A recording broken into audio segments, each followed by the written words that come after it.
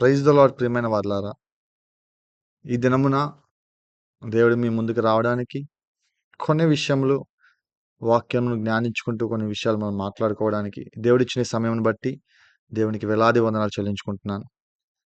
ఈరోజు ప్రతి ఒక్క క్రైస్తవుడికి కూడా చాలా ప్రాముఖ్యమైనటువంటి ఒక విషయాన్ని మీతో చెప్పాలనుకుంటున్నాను. ప్రతి క్రైస్తవునికి కూడా కావాల్సినటువంటి ఒక ముఖ్యమైనటువంటి గుణము అది ఏంటంటే ప్రార్థన చేయగలిగినటువంటి ఒక స్వభావం.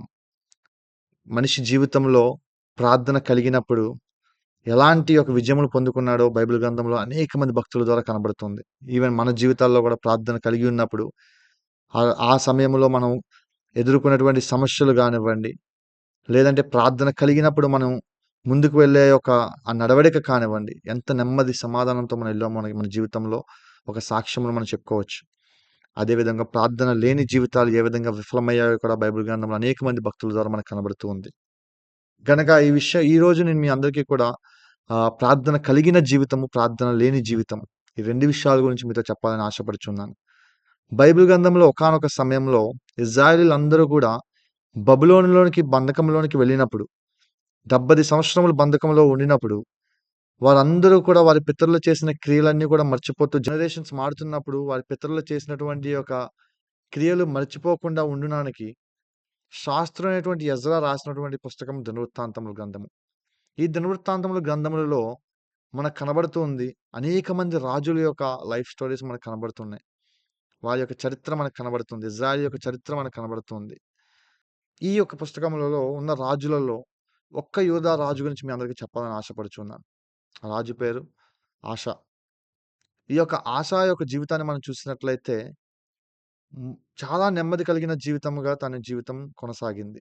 దేవుడు తన యొక్క రాజ్యంలో, తన యొక్క పరిపాలనలో నెమ్మదినివ్వడం మనకి బైబిల్ గ్రంథం చెప్తూ ఉంది. రెండవ దినవృత్తాంతముల గ్రంథం 14వ అధ్యాయంలో మనకు కనబడుతుంది ఏ విధంగా దేవుడు తన యొక్క పరిపాలనలో నెమ్మదిని అనుగ్రహించాడు. మన జీవితంలో కూడా మనం నెమ్మదిగా సమాధానంతో వెళ్ళిపోతూ ఉండొచ్చు. బట్ అపవాది మాత్రం ఒక సమయం కోసం ఎదురు చూస్తుంటాడు.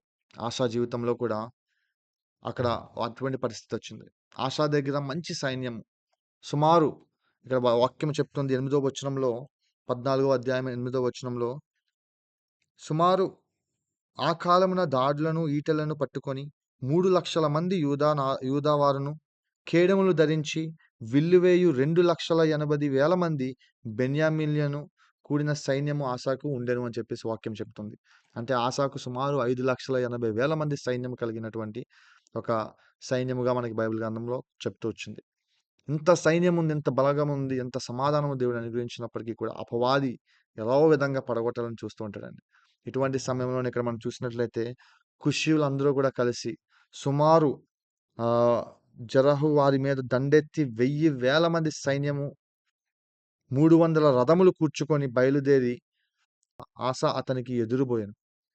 ఇంతమంది సైన్యం సుమారు 1,000 మంది అనగా 10,00,000 మంది సైన్యము మనకి దండెత్తి రావడం మనకు కనబడుతుంది. అయితే ఆశా మీదకి వస్తున్నప్పుడు ఆశా దగ్గర ఉన్నటువంటి సైన్యం 5,80,000 మంది. కానీ తనకు ఎదురుగా కుషీయులు 10,000 అంటే 1,000 మంది అంటే 10,00,000 మంది సైన్యముతో వీరి మీదకి దండెత్తి వస్తున్నారని పరిశీలించుకోండి. మన జీవితాల్లో మన యొక్క సామర్థ్యత ఎంత ఉంది, మనం ఎదుర్కొంటున్నటువంటి యొక్క సమస్యలు ఎంత పెద్దగా కనబడుతున్నాయో, మనకున్నటువంటి స్తోమత చాలా తక్కువ అయి ఉండొచ్చు. బట్ మనకున్నటువంటి అప్పులు ఎంత సామర్థ్యత కలిగి ఉందో, మనకి రెండింతలైనటువంటి ఒక సమస్యల్లో మనం అందరం కూడా ఉన్నాము. చాలామంది ఉన్నారు. మనకున్న సామర్థ్యత మనం ఒక 5% అయితే మనకున్నటువంటి ఒక సమస్యలు ఒక 10% వరకు మనకు కనబడుతున్నాయి. అంటే మనకి రెండింతలు గల సమస్యలు. అపవాది మనల్ని అంతగా ముంచేయాలని చూస్తూ ఉన్నాడు. మనకి సామర్థ్యత లేదు మన యొక్క సమస్యలను మనకు పరిష్కరించుకోవడానికి. అటువంటి ఒక స్థితిలోనికి అపవాది మనల్ని తీసుకువెళ్తూ ఉన్నాడు. అక్కడ ఆసా కూడా 5,80,000 మంది సైన్యంతో ఆయన ఉన్నాడు. కానీ ఆయన మీదకి 10,00,000 మంది ఆయన మీదకి దండెత్తి రావడం మనకు బైబిల్ గ్రంథం చూపిస్తుంది. మనం అందరం కృంగిపోవచ్చేమో, మనం అందరం నలిగిపోవచ్చేమో, కానీ ఆశా చేసినటువంటి ఒక గొప్ప పనిని మనం చూడొచ్చు. అంతటి సైన్యం ఎదురుగా వస్తున్నప్పుడు కూడా ఆశా ఎక్కడ కృంగిపోలేదు. ఏ మనుషుని మీద ఆధారపడలేదు. ఆయన చేసిందల్లా ఇక్కడ వాక్యం మనకి బైబిల్ గ్రంథం చెప్తుంది. ఆశ తన దేవుడైన యెహోవాకు మొరపెట్టి అని. అనగా ఎంతటి సమస్య వచ్చినా, ఎంత పెద్దటి సైన్యము వానికి ఎదురుగా వచ్చినా సరే, ఆయనకున్నటువంటి ఒక దిక్కు, ఆయనకున్నటువంటి ఒక మార్గము ఏంటి అంటే, దేవునికి మొరపెట్టాడు. దేవునికి ప్రార్థన చేశాడు. ఈరోజు నీ జీవితాలు, నా జీవితాలు మనం ఎక్కడైనా సరే, ఎటువంటి సమస్యలొచ్చినప్పుడు మనం నిజంగా దేవుని మీద ఆధారపడుతున్నామా? లేదా మనుషుల మీద ఆధారపడుతున్నామా పరిశీలించుకోవాలి. దేవుని మీద ఆధారపడే వాళ్ళమైతే మనం మోకరించి ప్రార్థన చేసేవారిగా ఉంటాం. ఆషాను మనం చూసినట్లయితే ఇక్కడ దేవునికి మొరపెట్టడం మనకు కనబడుతూ ఉంది. అయితే దేవుడు యెహోవా అక్కడ మాట సెలవిచ్చిన రీతిగా ఏం సెలవిస్తున్నాడో చూపిస్తానని. ఇక్కడ 11వ వచనంలో దేవుడు చెప్తున్నటువంటి మాటలు. ఆసా చేస్తున్నటువంటి ప్రార్థన 11వ వచనంలో మనకు కనబడుతుంది. అదేంటి అంటే, యెహోవా విస్తారమైన సైన్యముల చేతిలో ఓడిపోకుండా బలము లేని వారికి సహాయము చేయుటకు నీకన్నా ఎవరునూ లేరు. ఎటువంటి బలహీనతల్లో మన యొక్క శక్తిని, ఆయన యొక్క శక్తిని మన జీవితాల్లో పరిపూర్ణం చేసేవాడై ఉన్నాడు మన దేవుడు. ఇక్కడ ఆసా జీవితం, ఆసా ప్రార్థన కూడా అట్టి విధముగానే ఉంది. విస్తారమైన సైన్యముల చేతిలో ఓడిపోకుండా బలమును లేని వారికి సహాయము చేయుటకు నీకన్నా ఎవరునూ లేరు. అంటే బలహీనులైన వారికి సహాయం చేయడానికి మన దేవుడు ఎప్పుడు సిద్ధంగా ఉంటాడు. రెండో కొరింథీయుల్లో మాట చెప్తున్నటువంటి మాట ప్రకారము మన యొక్క బలహీనతల్లో ఆయన యొక్క శక్తి పరిపూర్ణమగినట్లు అన్న మాట చాలా చాలా గొప్ప మాట. ఎందుకంటే మనం బలహీనులుగా ఉంటున్నాం మనం. కానీ దేవుడు ఆయన యొక్క శక్తిని మన జీవితంలో పరిపూర్ణం చేస్తున్నాడు. అట్టి ద్వారానే ఎటువంటి సమస్యలన్నీ ఎదుర్కోవడానికి మనకు కావాల్సిన బలమును దేవుడు సమకూరుస్తున్నాడు. ఇక్కడ మాటలు చెప్తున్నటువంటి రీతిగా నీకన్నా ఎవరూ లేరు. మా దేవా యెహోవా మాకు సహాయము చేయుము. నిన్నే నమ్ముకొని ఉన్నాం.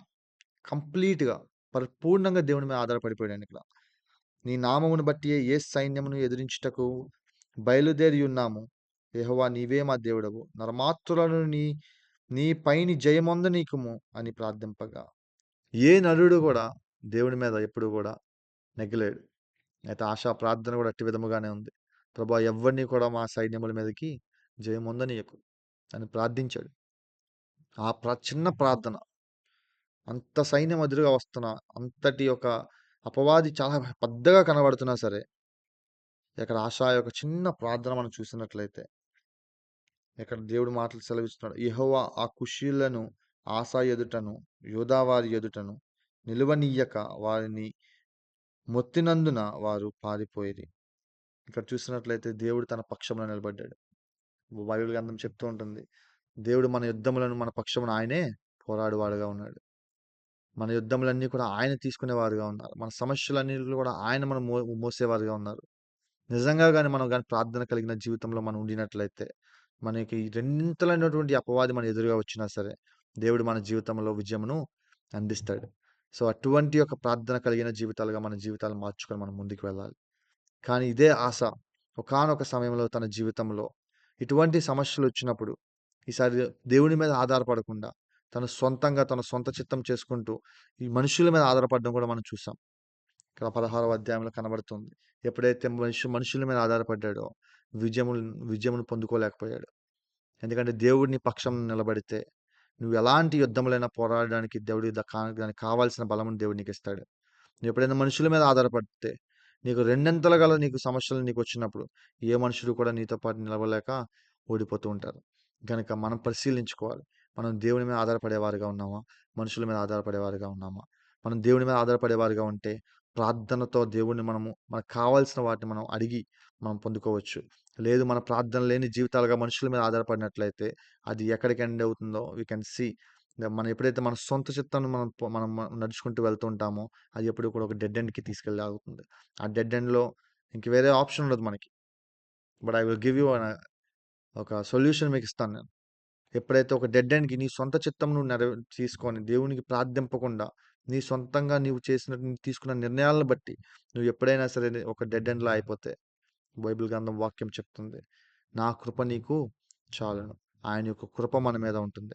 ఎప్పుడైతే ఆయన కృప మనకు చాలును అన్న మాట సెలవిచ్చిన కింద చెప్తున్న మాట, నీ యొక్క బలహీనతలో నా శక్తిని పరిపూర్ణం చేస్తానన్న మాట సెలవిచ్చున్నాడు. నువ్వు అట్టి స్థితిలోనికి వెళ్ళినప్పటికీ కూడా నువ్వు ప్రార్థిస్తే మాత్రం ఆయన కృప నీ పైన ఉంటుంది. ఆయన నిన్ను ఆ యొక్క డెడ్ ఎండ్ నుంచి నిన్ను విజయంలోనికి నడిపించేవాడుగా, ఆయనుంటాడు. నీ యొక్క ప్రార్థన నీ యొక్క విజయమునకు దారితీస్తుంది. నీ యొక్క ప్రార్థన వలన దేవుడు ఆ విజయ మార్గంలోనికి నీకు నడిపించబోచున్నాడు. నువ్వు ప్రార్థించగా నువ్వు ఆ ఒక జయ జెండాను పట్టుకొని నువ్వు దేవుని కొరకు ఆ విజయంలోనికి నడిపించేవాడిగా దేవుడు మనలను నడిపిస్తాడు. గనుక అట్టి విజయమును మనందరం కూడా పొందుకోవాలంటే అటువంటి యొక్క ప్రార్థన కలిగిన జీవితాలుగా మన జీవితాలను మార్చుకొని, మనం ఎప్పుడైతే దేవుని సన్నిధిలోనికి మొరపెట్టేవారుగా ఉంటామో, మన మొరలను ఆయన ఆలకించిన వాడుగా ఉన్నాడు. గనుక మనం ఈ సమయంలో మన జీవితాలన్నిటిని కూడా మనం సమర్పించుకుంటూ, మన యొక్క సమస్యలన్నిటిని కూడా మనం దేవుని ముందు పెట్టొచ్చు. మనం ఆయనకి ప్రార్థించగా, మన యొక్క ప్రార్థనలన్నిటిని కూడా, మన యొక్క మొరలన్నిటిని కూడా దేవుడు ఆలకించి సమాధానం ఇచ్చును గాక. ఆమేన్. ఆమేన్.